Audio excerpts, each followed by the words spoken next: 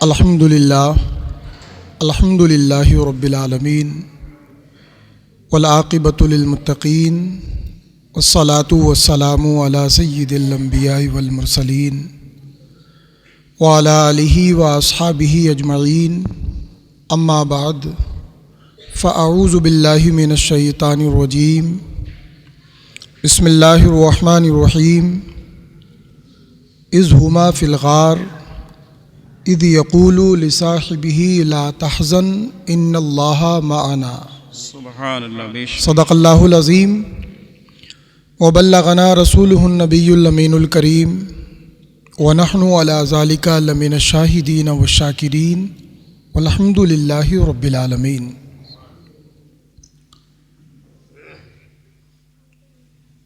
آج کی یہ مبارک اور مقدس محفل یقینی طور پر ہمارے اور آپ کے لیے بڑی سعادت اور خوش نصیبی کی محفل ہے کہ یار غار یار رسول جناب صدیق اکبر رضی اللہ تعالی عنہ کے ذکر کو کرنے اور سننے کی سعادت حاصل کر رہے ہیں۔ پروردگار عالم ہمیں ان کے فیوز و برکات سے مالا مال فرمائے اور ان کے خلوص و للہیت کی سوغات ہمارے خالی دامنوں میں عطا فرمائے، آمین۔ جیسا کہ آپ سبھی جانتے ہیں کہ آج کی یہ محفل خلیفہ اول خلیفہ رسول سیدنا ابو بکر صدیق رضی اللہ تعالی عنہ کے نام نامی سے منسوب ہے۔ شہر کندرکی کے کئی علماء کرام یہاں جلوہ فرما ہیں۔ سید ناصر میاں صاحب قبلہ یہاں تشریف فرما ہیں۔ اللہ کریم سید صاحب کی عمر میں بے پناہ برکتیں عطا فرمائے اور ہمیں زیادہ سے زیادہ سادات کرام کے آداب و اکرام کی توفیق عطا فرمائے۔ بات جب حضرت ابو بکر صدیق رضی اللہ تعالی عنہ کی آتی ہے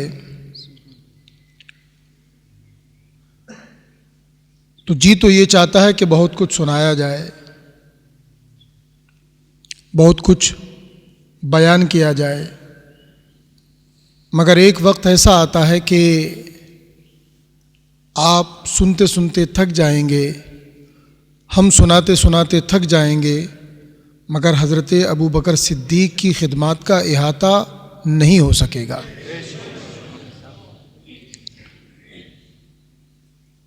ایک مختصر سی محفل میں یا گھنٹے دو گھنٹے کے بیان میں ہم حضرت ابو بکر صدیق رضی اللہ تعالی عنہ کی زندگی کی صرف ایک رات، ہجرت والی رات، کما حقہ ہم اس کا بھی تذکرہ نہیں کر سکتے۔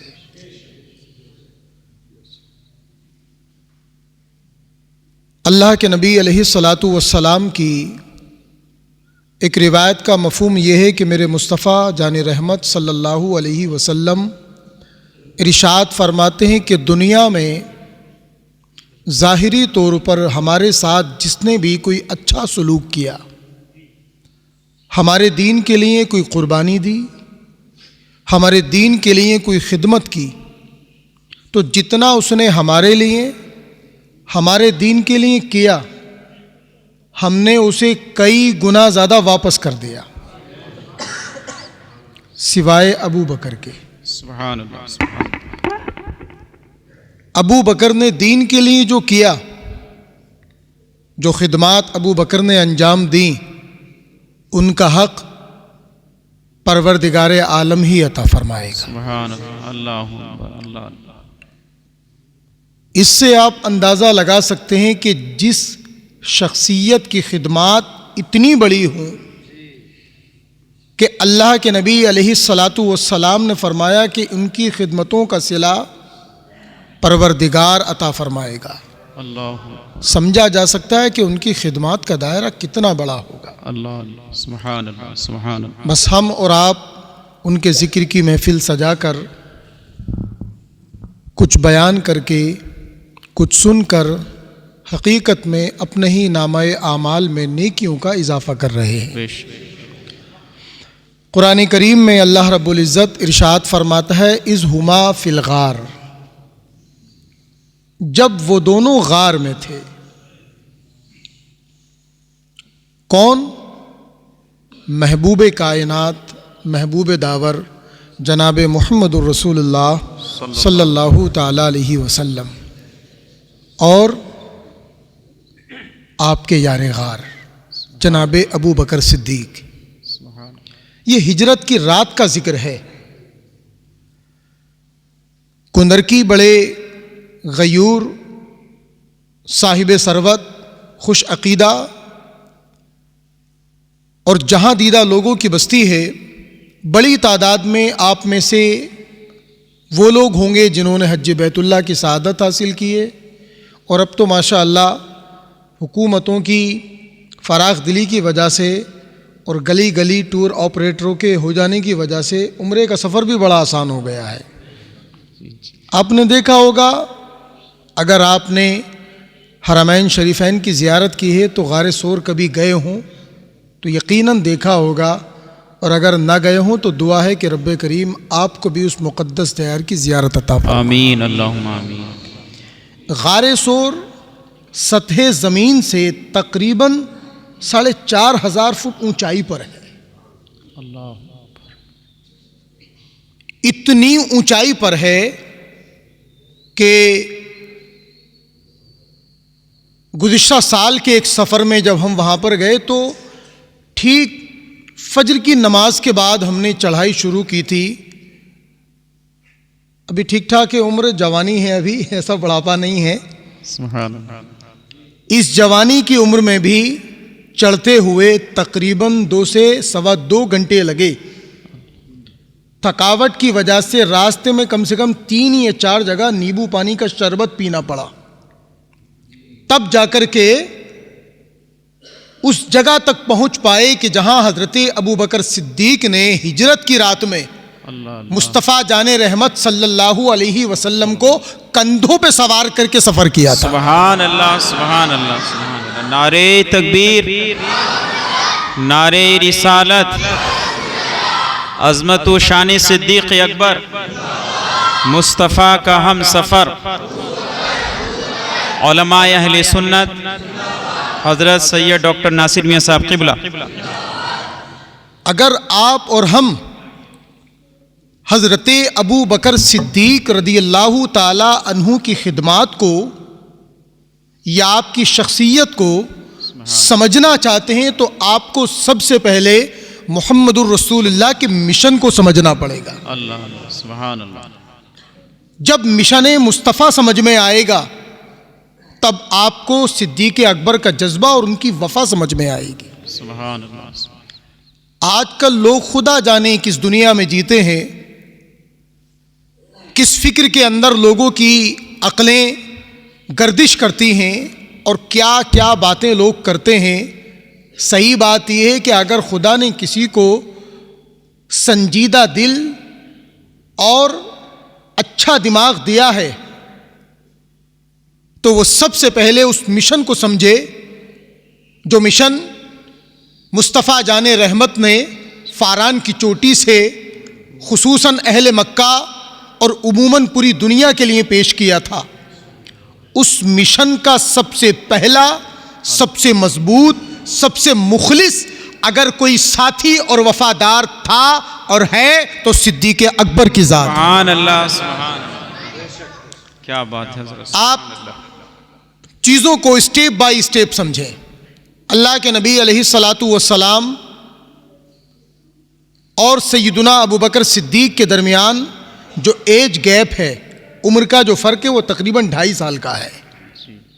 اللہ کے نبی علیہ الصلاۃ والسلام عمر کے اعتبار سے تقریباً 2.5 سال بڑے ہیں اور سیدنا ابو بکر صدیق تقریباً 2.5 سال چھوٹے ہیں۔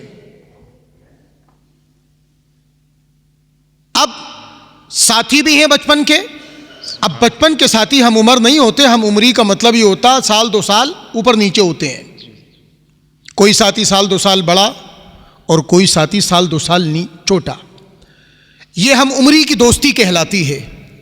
آپ اچھی طرح سے جانتے ہیں کہ ہم عمری کا زمانہ بڑا اترنگی زمانہ ہوتا ہے۔ دوستوں سے بڑی بے تکلفی اور بڑی مزاج کے اندر شگفتگی اور بڑی خاص طریقے کی کیفیت ہوتی ہے۔ اس طرح سے حضرت ابوبکر صدیق کا بچپن سے لے کر کے حضور کا ساتھ رہا۔ بچپن سے لے کر کے لڑکپن کا زمانہ آیا، لڑکپن کے زمانے سے جوانی آئی، اور جوانی کا دور آپ اچھی طرح سے جانتے ہیں کہ جوانی کا دور کیسا ہوتا ہے۔ ایک شاعر نے کہا تھا، اے جوانی ذرا سنبھل کے چل، اے جوانی ذرا سنبھل کے چل، حادثوں کا یہی زمانہ ہے۔ جوانی میں کیا کچھ نہیں ہوتا۔ آپ پورے مکہ کی تاریخ کو پڑھیں، نہ پڑھا ہو تو پڑھیں، پڑھا ہو تو دوبارہ پڑھیں۔ پورے سرزمین مکہ میں ایک ہستی کی مثال ہے کہ جس کی جوانی چاند سے زیادہ صاف اور شفاف اور سورج سے زیادہ روشن، وہ جوانی ہے محمد رسول اللہ کی جوانی۔ سبحان اللہ، سبحان اللہ، صلی اللہ۔ اس کے بعد اگر کسی کی جوانی کی مثالیں مکہ والے دیا کرتے تھے تو وہ جوانی حضرت صدیق اکبر کی جوانی۔ سبحان اللہ، سبحان اللہ۔ اس جوانی کے ساتھ سفر شروع کیا۔ حضور اکرم صلی اللہ علیہ وسلم کی عمر 40 سال کی ہوئی تو آپ نے اپنے نبی ہونے کو ظاہر فرمایا۔ اللہ کے نبی علیہ الصلاۃ والسلام فرماتے ہیں، ما دعوت احدا الی الاسلام، جب اللہ نے مجھ سے کہا کہ میں اللہ اعلان لوگوں کو دین کی دعوت دوں تو حضور نے دین کی دعوت دی۔ اس کی شروعات گھر سے کی۔ سب سے پہلے اپنے گھر والوں کو بتایا، خاندان والوں کو بتایا، اس کے بعد اللہ اعلان آپ نے لوگوں کو بتایا۔ حضور فرماتے ہیں، میں نے جسے بھی دین کی دعوت دی تو 3 طرح کے لوگ تھے جن کو حضور نے دین کی دعوت دی اور انہوں نے ریئیکشن دیا۔ ریئیکشن دینے والے 3 طرح کے لوگ، ایک وہ کہ جن کو حضور نے دین کی دعوت دی اور انہوں نے نعوذ باللہ من ذالک اس دعوت کو ٹھکرا دیا اور حضور کو جھٹلایا، جیسے کہ ابو لہب۔ اللہ کے نبی علیہ الصلاۃ والسلام نے اپنے گھر بلایا، رات کے کھانے کا انتظام کیا، عشائیہ ڈنر کا انتظام کیا۔ آج کل ایک جملہ آپ سنتے ہوں گے، ڈنر ڈپلومیسی۔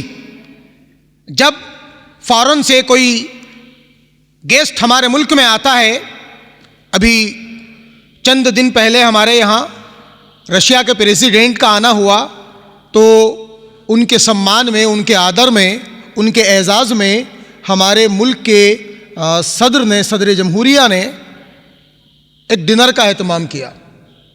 آج لوگ اس کو کہتے ہیں ڈنر ڈپلومیسی، رات کے کھانے پر بیٹھنا اور اچھی اور کار آمد باتیں کرنا۔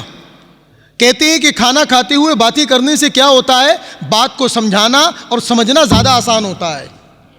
سامنے والا انسان جسے آپ اپنے کھانے پر بلاتے ہیں، جسے آپ اپنے دسترخوان پر عزت سے بٹھاتے ہیں، جب آپ اس کے سامنے بات رکھتے ہیں تو کچھ اثر آپ کے کھانے کا ہوتا ہے، کچھ آپ کے اخلاق اور آپ کے رویے کا ہوتا ہے۔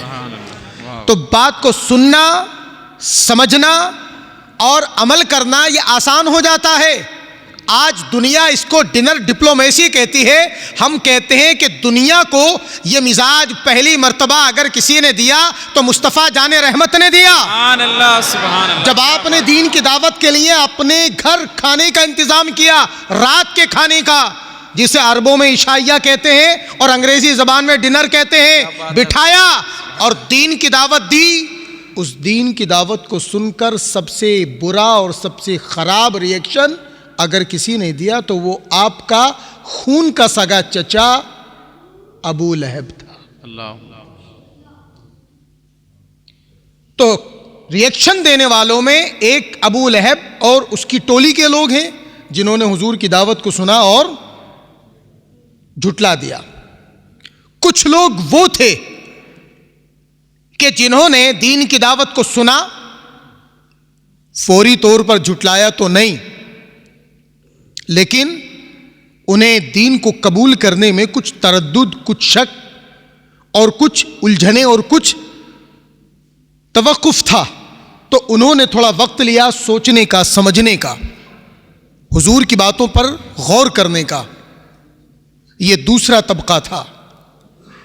تیسرا طبقہ وہ ہے جس کے بارے میں میرے حضور فرماتے ہیں میں نے جسے بھی دین کی دعوت دی اسے کچھ نہ کچھ تردد رہا، اسے کچھ نہ کچھ جھجک اور تکلف رہا، الا ابا بکرین، سوائے ابو بکر کے. ابو بکر وہ پہلے انسان تھے کہ جب میں نے ان سے یہ کہا کہ اے ابو بکر میں اللہ کا آخری پیغمبر اور خدائے وحدہ لا شریک کا آخری نمائندہ ہوں، اللہ کو ایک اور مجھے اس کا رسول مانو. ابو بکر صدیق نے اتنا سنا اور کلمہ پڑھ کے مسلمان ہو گئے. سبحان اللہ، سبحان اللہ. کیا